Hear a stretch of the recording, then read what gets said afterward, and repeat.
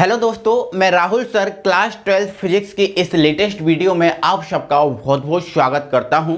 तो दोस्तों, आज की जो वीडियो है, आज की वीडियो में हम ये कहें 12th फिजिक्स के लिए महा इंपॉर्टेंट टॉपिक हम कवर करने वाले हैं और जिसका नाम है दोस्तों गॉस का नियम या गाउस प्रमेय। ठीक है, तो गॉस का नियम, ये गाउस प्रमेय, आप बस एक बार इस वीडियो को पूरी देख लीजिए अच्छे से और आज के बाद आपको कभी ना शिकायत नहीं रहने वाली कि ये जो आपका नियम है आपसे नहीं बन रहा या कुछ भी, बहुत अच्छे तरीके से समझ जाओगे। ठीक है, तो दोस्तों हम स्टार्ट करते हैं वीडियो को। और दोस्तों हमारी जो वीडियो है वो है गाउस का नियम या गाउस का प्रमेय।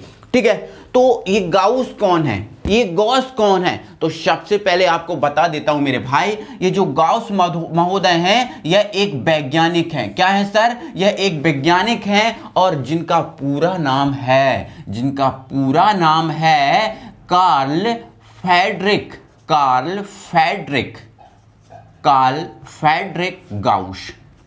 फ्रेडरिक गाउस, इनका ये पूरा नाम है। तो इन महोदय ने इस प्रमेय को दिया था और इसी प्रमेय को दोस्तों हम पढ़ते हैं। और ये जो प्रमेय है, ये प्रमेय जो है ना सन 1835 में इन्होंने दे दी थी। सन 1835 में इस प्रमेय का इन्होंने प्रतिपादन कर दिया था।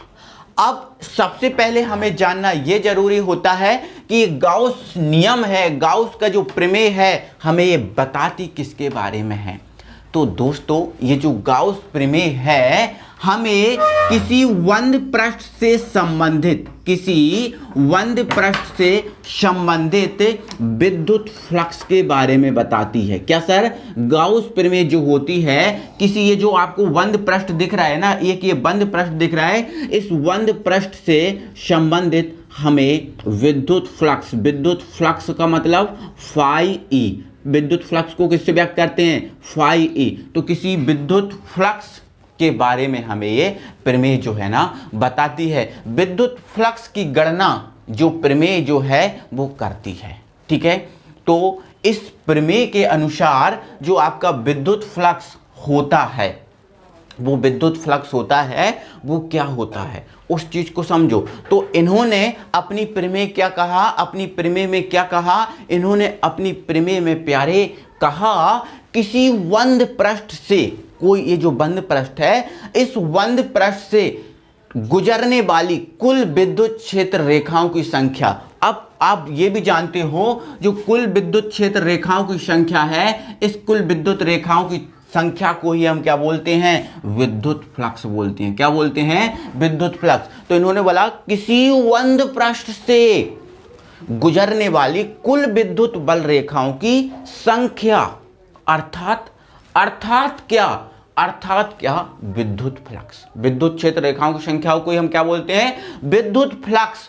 उस पृष्ठ के अंदर, मतलब ये जो पृष्ठ है, इस पृष्ठ के अंदर कोई आवेश उपस्थित होता है, क्योंकि ये जो पृष्ठ है वो विद्युत क्षेत्र में स्थित होता है। इस पृष्ठ के अंदर उपस्थित आवेश क्या है? यहां पर Q है। तो उपस्थित आवेश का एप्सिलॉन 0 गुना होता है, मतलब 1/एप्सिलॉन 0 गुना होता है। ये अपनी प्रमेय में इन्होंने कहा। तो याद आपके माइंड में हो गई होगी, किसी वंद पृष्ठ से होकर गुजरने वाली कुल विद्युत बल रेखाओं की संख्या, अर्थात विद्युत फ्लक्स उस पृष्ठ के अंदर उपस्थित आवेश का 1/एप्सिलॉन 0 गुना होता है। मतलब जो आपका विद्युत फ्लक्स होता है मेरे भाई, क्या होता है? Phi E. जो फाई ई होता है, इस पृष्ठ के अंदर उपस्थित आवेश क्या है? Q है। क्या है? Q है। इसका कितना गुना होता है? 1/एप्सिलॉन 0। मतलब ये जो है ना वो आपकी क्या है? गॉस प्रमेय है मेरे भाई।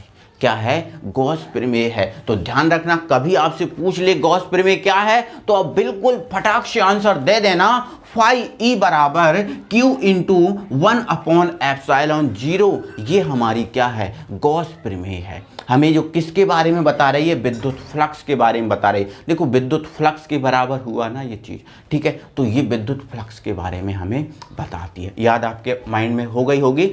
अब ये जो जो गॉस प्रमेय है आपका, ये जो सूत्र है फाई ई बराबर क्यू इंटू 1/ε0, इसकी हमें क्या करनी है मेरे भाई, स्थापना करनी है। क्या करनी है, स्थापना। तो इसकी स्थापना करने के लिए हम ऐसा कहें कि इसकी व्युत्पत्ति करने के लिए हमें क्या करना पड़ेगा, एक वंद पृष्ठ बनाना पड़ेगा। तो मान लेते हैं ओ केंद्र, ये जो बिंदु दिख रहा है ओ केंद्र और आर त्रिज्या का एक वंद पृष्ठ है। ये बंद पृष्ठ है। ओ केंद्र और आर त्रिज्या का क्या है, ये एक बंद पृष्ठ है। ये हमने क्या कर लिया, मान लिया। जिसके केंद्र ऊपर हम क्या मानेंगे, प्लस क्यू आवेश मानेंगे। क्या मानेंगे, प्लस क्यू, क्योंकि इसके अंदर आवेश तो मानना ही पड़ेगा, क्योंकि जो विद्युत फ्लक्स होता है पृष्ठ के अंदर उपस्थित कुल आवेश का होता है। ठीक है, तो इसके मान लेते हैं इसके केंद्र ऊपर प्लस क्यू आवेश है तथा आर दूरी पर एक बिंदु हम लेंगे यहां पर पी। क्या लेंगे, एक बिंदु हम क्या लेंगे, पी लेंगे, जहां पर जो विद्युत क्षेत्र की तीव्रता होगी वो क्या होगी, ई वेक्टर होगी। क्योंकि आवेश है तो आवेश के कारण तो सर विद्युत क्षेत्र की तीव्रता आती ही आती है, तो विद्युत क्षेत्र की तीव्रता क्या आ गई, ई आ गई। क्लियर है। चलो अब दोस्तों इस पूरे पृष्ठ से संबंधित हमें क्या निकालना है, विद्युत फ्लक्स निकालना है। तो इस पूरे पृष्ठ से संबंधित विद्युत फ्लक्स हम ऐसे ही नहीं निकालेंगे। पहले हम क्या करेंगे, ये जो आपका गोला है इस गोले को हम छोटे छोटे पृष्ठों में बांटेंगे, छोटे छोटे पृष्ठों में बांटेंगे और छोटे छोटे बराबर पृष्ठों में बांटकर एक पृष्ठ का हम क्षेत्रफल निकालेंगे, एक पृष्ठ से संबंधित हम विद्युत फ्लक्स निकालेंगे। क्या बोल रहा हूं बेटा, पहले मैं इस जो आपका गोला है इसको मैं छोटे छोटे पृष्ठीय क्षेत्रफल में बराबर बांट दूंगा और फिर एक पृष्ठ से संबंधित हम विद्युत फ्लक्स निकालेंगे और जब एक से निकल जाएगा तो फिर हम टोटल जो है ना पूरे से संबंधित विद्युत फ्लक्स निकाल देंगे, क्योंकि हमें फाई ई की गणना करनी है। ठीक है, तो दोस्तों हम इसके लिए क्या करेंगे, बिंदु पी पर एक अल्पांश भाग की क्या करेंगे, गणना करेंगे। ये हमने एक अल्प क्षेत्रफल की यहाँ पर क्या कर ली, गणना कर ली।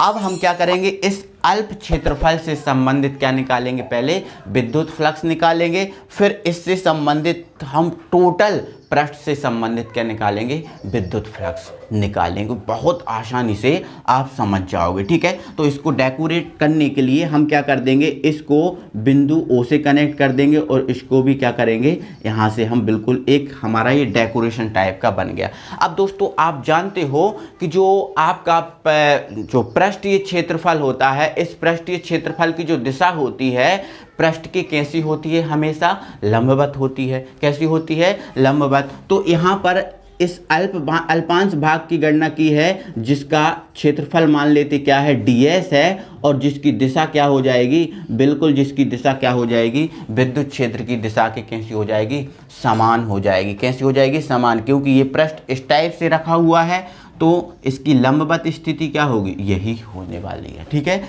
तो आप समझ गए हो ना, कोई दिक्कत नहीं है। इस जो मैंने आपको बताया इसकी हल्की सी क्या कर दूंगा मैं, थ्योरी यहाँ पर।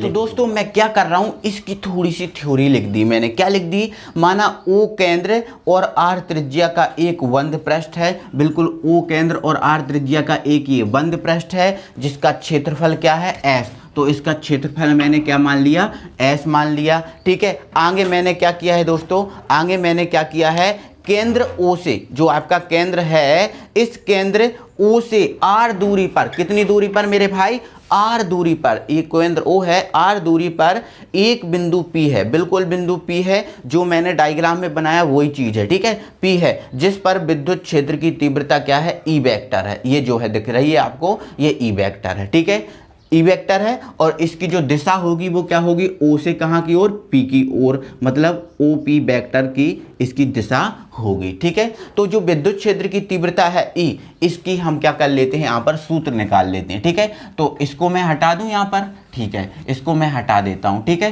तो यहाँ से मेरे भाई जो ई वेक्टर है इसका फॉर्मूला क्या होता है, आप जानते हो, पहले पढ़ चुके हो, 1/4 पाई एप्सिलॉन 0। अब यहाँ आवेश क्या है, ये Q है, Q, और दूरी क्या है, दूरी क्या है आपकी R, तो ये हो जाएगी R²।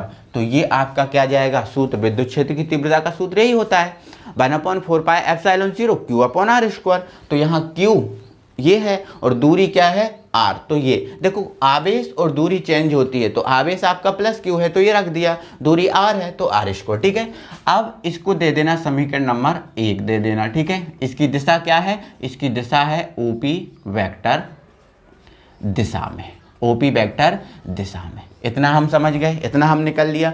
अब हमने आगे क्या किया है दोस्तों, जो बिंदु P था इस पर एक अल्पांश भाग हमने ds की क्या की है, गणना की है। क्या की है, गणना की है। ठीक है, तो अब हम यहां पर लिख देंगे, अब बिंदु P पर, बिंदु P पर अल्पांश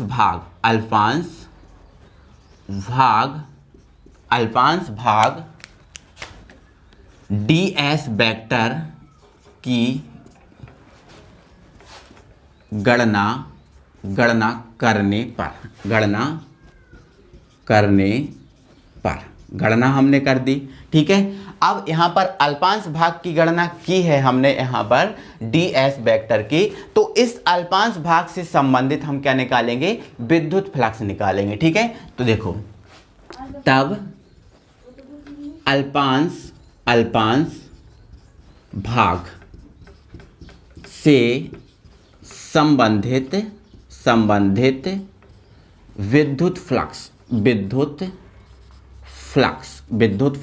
देखो भाई अल्प भाग है तो विद्युत फ्लक्स भी क्या आएगा, अल्प ही आएगा। देखो अल्प ही आएगा बिल्कुल, है ना। और जो डी क्यों लगा है, केवल अल्प के लिए लगाते हैं हम। ठीक है, तो देखो विद्युत फ्लक्स हमारा होता है फाई ई होता है, बट ये अल्पांश भाग से संबंधित निकाल रहे हैं तो अल्प ही निकलेगा। तो अल्प के लिए यहाँ पर हम क्या जोड़ देंगे, इसमें डी जोड़ देंगे। ठीक है, तो अब हमारा जो विद्युत फ्लक्स है, विद्युत फ्लक्स का दोस्तों सूत्र क्या होता है, विद्युत फ्लक्स का सूत्र क्या होता है, E vector dot ds vector. यही होता है हमारा विद्युत फ्लक्स का सूत्र, आप जानते हो बहुत अच्छे से, यही होता है ना। बिल्कुल मेरे भाई, यहाँ से आपको कोई दिक्कत नहीं होनी चाहिए। अब हम दोस्तों क्या करेंगे, जो वेक्टर है वेक्टर हटाएंगे, और आपको पता है जब डॉट में वेक्टर हटता है तो कॉस आता है, हमने पिछली वीडियोस में देख लिया था। तो यहाँ पर क्या आ जाएगा, ई डॉट, या फिर हम डायरेक्ट लिख देंगे ई और यहाँ ds, और ये आ जाएगा कॉस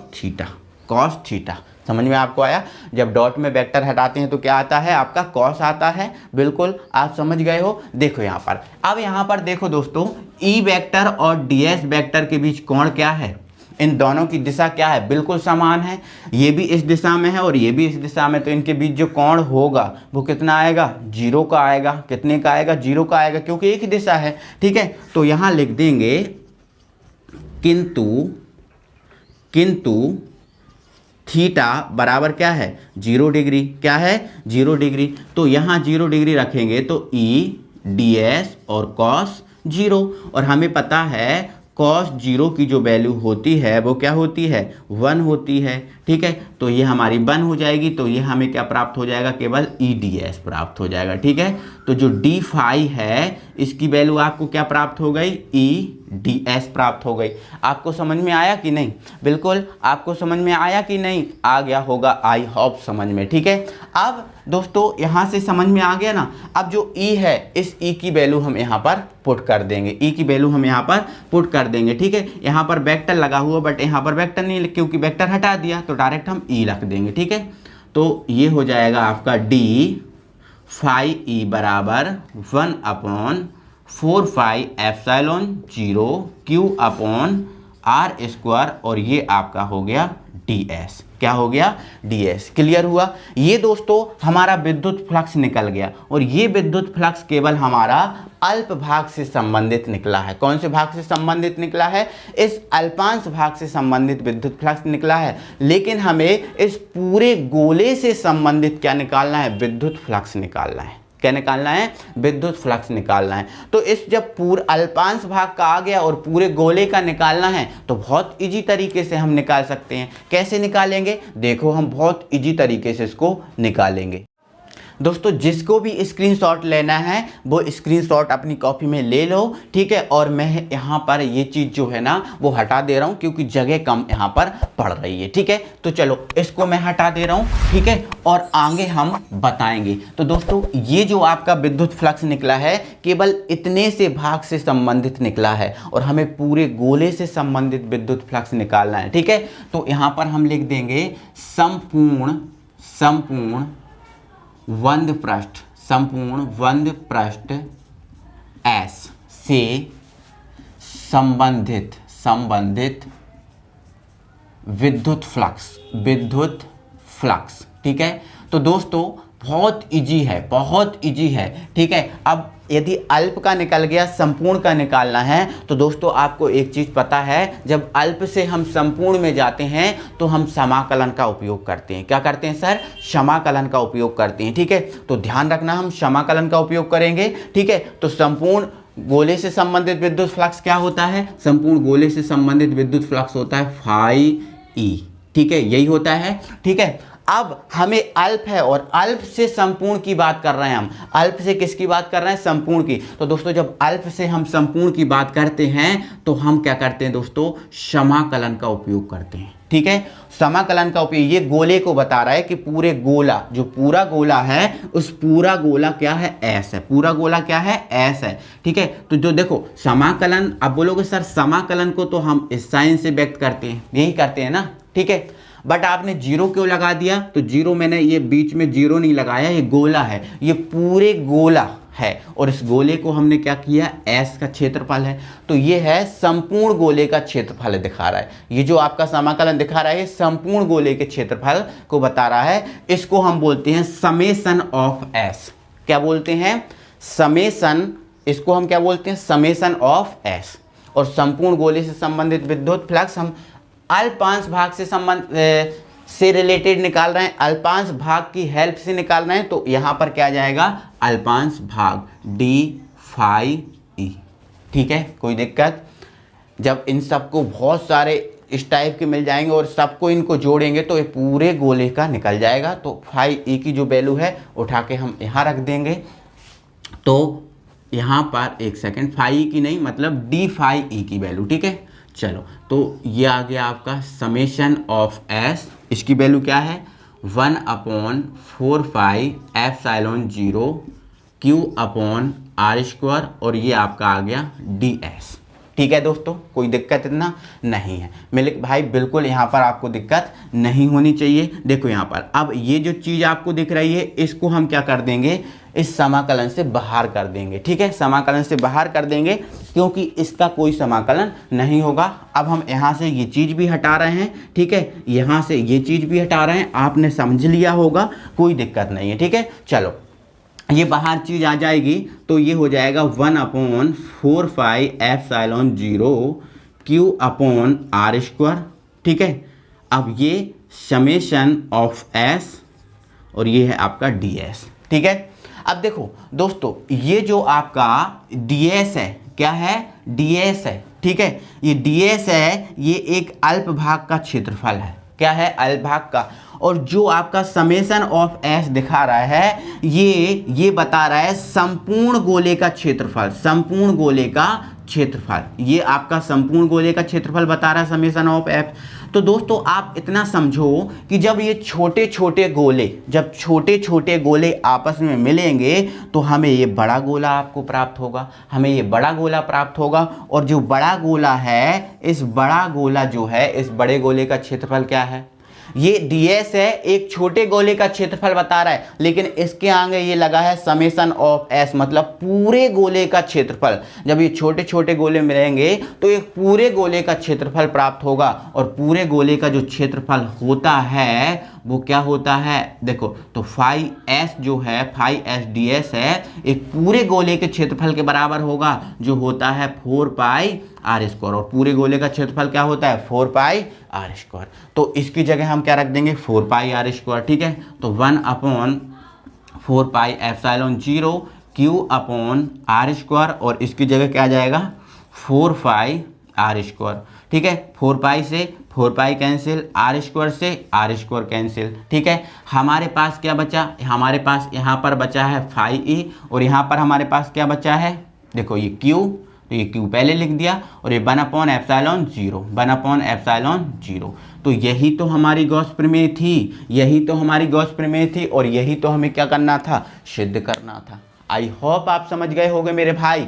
मैंने यहाँ पर कोई कंजूसी नहीं की आपको समझाने में, मैंने बिल्कुल एग्जैक्टली स्पष्टली एक एक वर्ड को समझाते हुए समझाया है। तो मेरे प्यारो, मेरे लाडलो, अगर आपको समझ में आ गया है तो कमेंट में बिल्कुल थम्स अप का मुझे साइन भेजिए कि बिल्कुल सर 100% समझ में आ गया। और कोई प्रॉब्लम है तो मेरा व्हाट्सअप नंबर भी आपके पास है, मेरा टेलीग्राम भी आपके पास है, बिल्कुल बेझिझक बताएं, मैं आपका सॉल्यूशन प्रोवाइड करूंगा। मैं आपके लिए पढ़ा रहा हूं, मैं मेरे लिए नहीं पढ़ रहा हूं। आपको समझ में आना चाहिए, बस मेरे लिए यही काफ़ी है। हमारे चैनल से जुड़े रहिएगा, आपको बिल्कुल 100% चीज़ें श्योरली पढ़ाई जाती हैं, कोई यहाँ पर बेझिझक आपको समझाया जाता है। आपके बोर्ड में हमारा टारगेट है कि आपके बोर्ड में आपको अच्छे से अच्छे मार्क्स दिलाना, यही हमारा काम है। तो दोस्तों वीडियो को लाइक करो, अभी तक चैनल को सब्सक्राइब नहीं किया तो चैनल को सब्सक्राइब जरूर कर लो। ठीक है, और फिर हम मिलते हैं अगली वीडियो में, तब तक के लिए thank you very much, tata bye bye, Jai Hind.